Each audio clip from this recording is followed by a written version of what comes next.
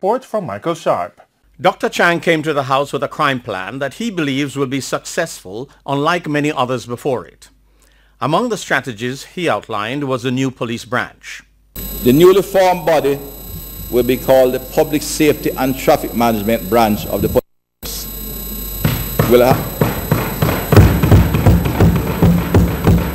The Commission will, of course, flesh out the details. They are responsible for public safety in town centres and major highways. Of course, we'll start in the major metropolitan areas of Kingston and Montego Bay region. The operation of Public Safety and Traffic Management Branch will include roving response not only of motor vehicles but of rapid response in sufficient numbers to critical situations. There will be teams that will concentrate primarily on breaches of public order that threaten citizens' safety, such as vending outside of designated areas on the sidewalks, etc., and in public parks. Teams that can focus on illegal occupation, that can focus on safety along major thoroughfares. The minister noted that they will be specifically trained to interact with the public. So significant force will be placed on enforcement, but it will also be a significant public education drive to enlighten citizens on the importance of public order and its impact on public safety.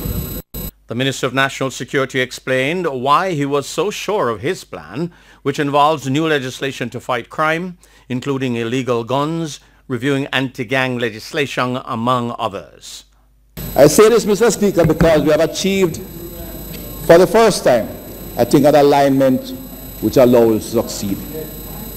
There is a national alignment at this level of Parliament. Executive and Parliament is taking a strong position against crime. And I give credit to the Prime Minister for his strategic vision and leadership, and commend the leader of the opposition for his support in this regard, because in our competitive politics, agreement can be a risk for both parties.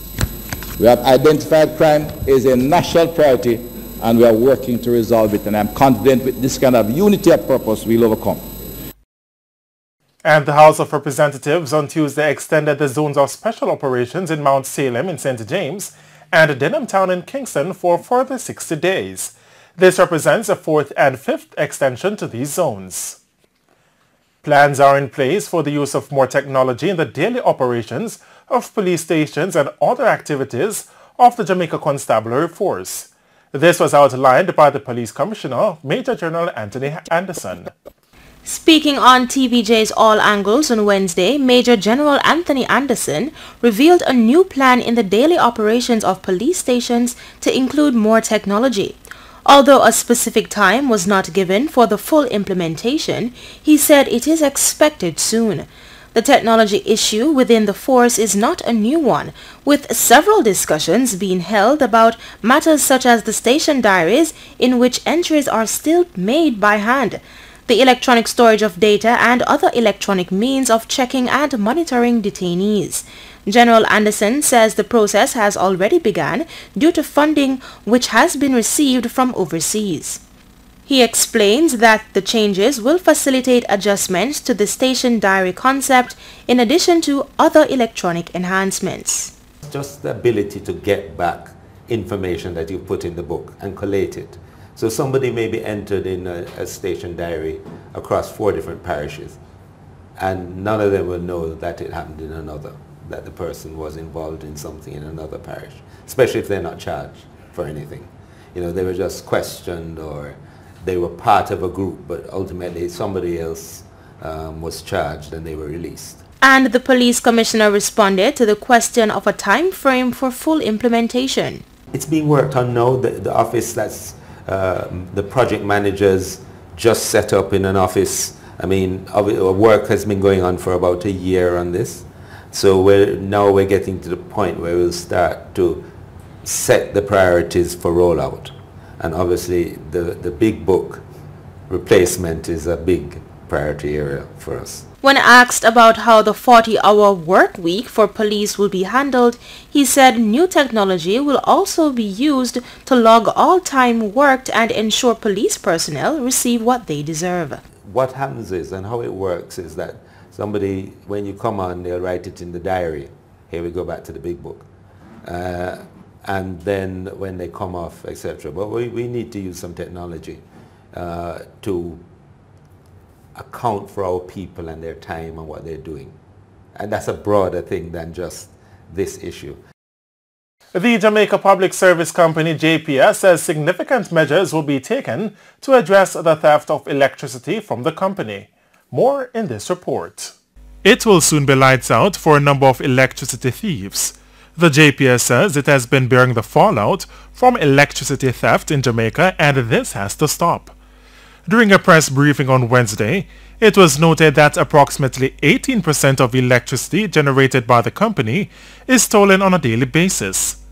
Senior Vice President at the JPS, Ramsey MacDonald, says in 2017 the company racked up millions in losses due to the theft of electricity. In 2017, our fuel bill was $391 million. That's what we spent on fuel, on the oil imports. 70.8 million of that was lost due to electricity theft. That's approximately 17% of what we spent evaporated. Mr. Ramsey says so far this year, $177.9 million has been spent on fuel imports, but the losses as a result of electricity theft are also a burden on the company. 32.2 million US has been lost. Again, roughly 18% has been lost. So the reality is that it is impacting the business in a very significant way, and it is impacting our customers who pay in a very significant manner. But how does the theft of electricity impact the power company's energy network? Well, additional load not planned for, not known about, blows transformers and destroys the infrastructure on our network. But not only does it damage the JPS network, it damages our customers, those who pay their bills, their equipment in their home. The JPS is hoping that by clamping down on electricity thieves, it can generate a brighter future for itself and its customers and ensure dark paths for those who continue to steal electricity. The north-south leg of Highway 2000 was renamed the Edward Seaga Highway on Tuesday morning. It happened despite calls for a section of the thoroughfare to be named the Portia Simpson Miller Highway. The renaming came despite criticisms from the opposition People's National Party, PNP, which claimed that it was an inappropriate decision. The PNP-controlled St. Catherine Municipal Corporation last week passed a resolution calling for the section of the road which passes through that parish to be named in honor of former PNP President and Prime Minister Portia Simpson Miller. The resolution was passed on June 5 in the St. Catherine Municipal Corporation, with 14 councillors of the People's National Party supporting the measure and 13 Jamaica Labour Party councillors voting against it. The government did not relent, however, and went ahead with the naming of the full length of the highway in honor of Mr. Seaga. Earlier, the parliamentary opposition declared that it would not attend the event. Staying true to its promise to boycott the renaming ceremony, it instead staged a small protest at the southern end of the highway to stress its continued opposition. Yes, I join in support of the many other Jamaicans who have strongly voiced their opposition to the highway being named after Mr. Seaga. It's most inappropriate. It is uncivil to even consider doing so. And we call upon the government, even at this late stage, to do the right thing. It's never too late to do the right thing. And if you did something wrong, the humble and decent thing to do is to try to correct it. And we call on the government to do that. Mr. Jackson also acknowledged that Mr. Seaga had done a lot for Jamaica. However, he believes the government should find another way to honor him. Mr. Seaga has done a lot for Jamaica, and he should be appropriately honored, but not through the highway. One that he has opposed from its conception and through its development. Find something else appropriate to name after Mr. Seaga, and we will give full support to it. So we call on the Prime Minister, as the leader of the country, to do the right thing. He must assert leadership He must assert effective leadership to have the right thing done. And that's how our position is. He also stated why he and his party think Mrs. Simpson-Miller would be a better fit. Again, we said Mrs. Simpson-Miller, in her tenure, has negotiated the financing for the completion of the highway, have facilitated the construction of the highway, among other things. And in her honor, it would be most appropriate that that be done. But for now, the immediate objection is against it being named after Mr. Seaga, which is most inappropriate. Edward Seaga was Prime Minister of Jamaica from 1980 to 1989.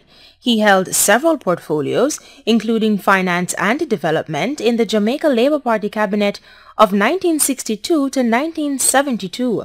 The renaming ceremony took place Tuesday morning at the Unity Valley Toll Plaza in Monique, St. Anne. Another step was taken on Monday to deal with issues affecting Jamaican workers on the Mandela Highway Improvement Project.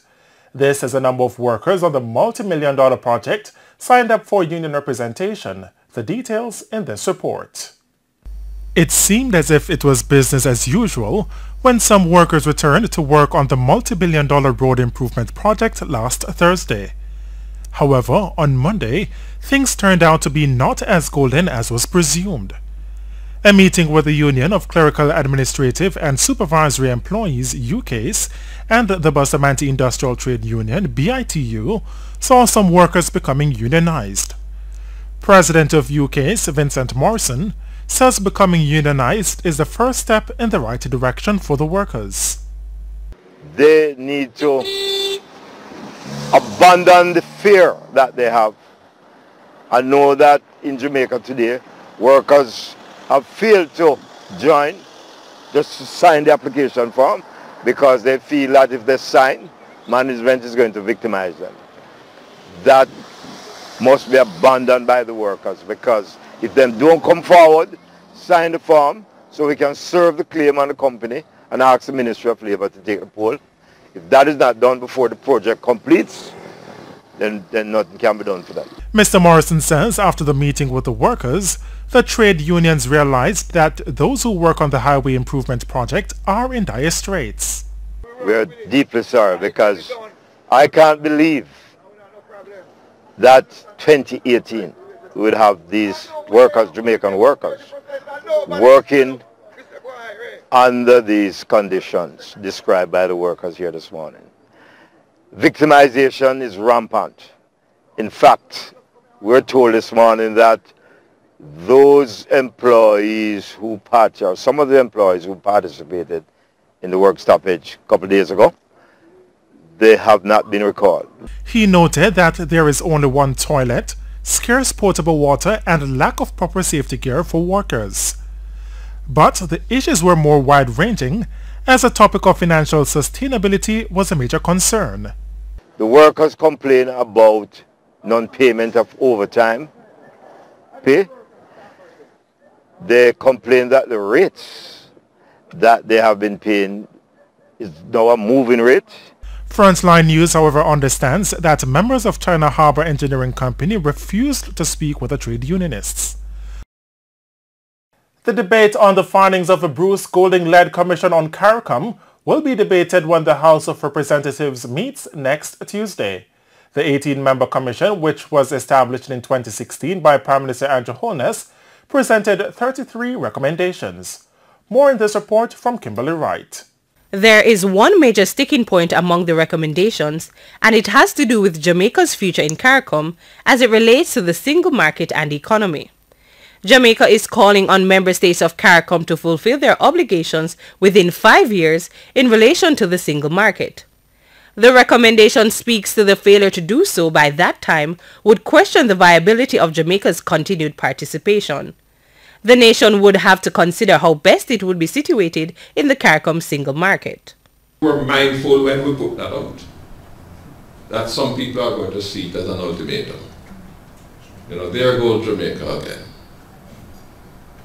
But we feel strongly, we felt and we still do, that if after these many years We cannot do the things that we agreed to do. We cannot create the single market and economy that we believed and signed to as being good and necessary for Jamaica. Then we must face the reality, must face the facts. And the conclusion would have to be that maybe the material conditions for creating a single market and economy just don't exist, and we are trying to do the impossible. The indication that the long-awaited debate will take center stage next week was given by House Leader Carl Samuda on Tuesday. We will debate the CARICOM report that was tabled in the Honourable House. We are expecting to have a lively and constructive debate, so we will have no sectoral presentations next week Tuesday, and indeed we will not be bringing, at this point, will have no intention of bringing any matters to the House on Tuesday when we convene for that debate on the report. The timing of the debate is significant as it comes weeks ahead of the next CARICOM Heads of Government Summit, which will be hosted by Jamaica in July. We take a break. News Rewind will be right back with the top business News Rewind. I'm Shane Masters. Now for the top business stories of the past week. Some stakeholders within the petroleum sector are expressing frustration as years after initial plans to compensate persons affected by the bad gas saga started, there is still no resolution in sight. Representatives say the discussion seems to be at a stalemate. It's over 3 years now since the bad gas saga rocked the nation and forced many operators of motor vehicles to pay thousands of dollars in engine repairs. This was Chairman of the Consumer Affairs Commission, CAC, Kent Gammon, in February 2017. We had a total claim of which was substantiated by mechanical reports between 25 million and 32 million. So we have asked for the compensation within that band. But despite the issue being on the back burner since then, President of Jamaica Gasoline Retailers Association, JGRA, Philip Chong, says the entity will continue to fight for compensation for those who were affected by the bad gas. We were lobbying vocally for compensation. I mean, look, I don't have 30 odd million, but, for government, they can find it. The industry can find it. Compensate the customers, compensate the affected consumers, and that is the normal and reasonable and proactive thing to do. He also expressed disappointment with the report, which was done, as it came back inconclusive. Even though the Reform Committee report was inconclusive, we believe that the people who are affected should be compensated nevertheless. The JGRA says the bad gas issue in 2015 was due to a lack of proper regulation. But the JGRA boss says he is now confident that there will not be a recurrence of the bad gas saga. This he noted as there was the establishment of a Petroleum Inspectorate, which was established as part of a Bureau of Standards. As it was back then in 2015, as modern as Jamaica is, we had no standards on the field and very little control over it. So to put that in place now is good. Check things at the importation level. We now have a standard. We know what we want in a field, and we must ensure that we get it. In the meantime, the CAC says negotiations are ongoing for compensation to be granted.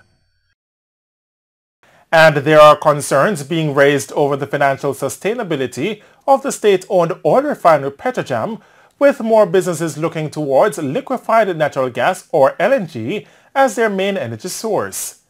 This is an issue for the company as they currently produce heavy fuel oil HFO, which is supplied to energy provider the Jamaica Public Service Company and also to ships. It was pointed out that Petrojam would be reeling from the effects of this fallout in the sale of HFO by December 2019, which represents approximately 50% of its business. However, General Manager of the Petroleum Corporation of Jamaica, Winston Watson, the parent company of Petrojam, says they are looking at a number of initiatives which will help to cushion the impact of the fallout from HFO. I do not think that the entire shipping industry will suddenly wake up January 1 and stop take HFO. But you lose some market. So what will happen? We will have to continue to look for bunker business. You do have some countries that are still running on HFO. Petrojam says currently it supplies JPS with approximately 50% of heavy fuel oil. And that's your News Rewind for this week. I'm Shane Masters. Thanks for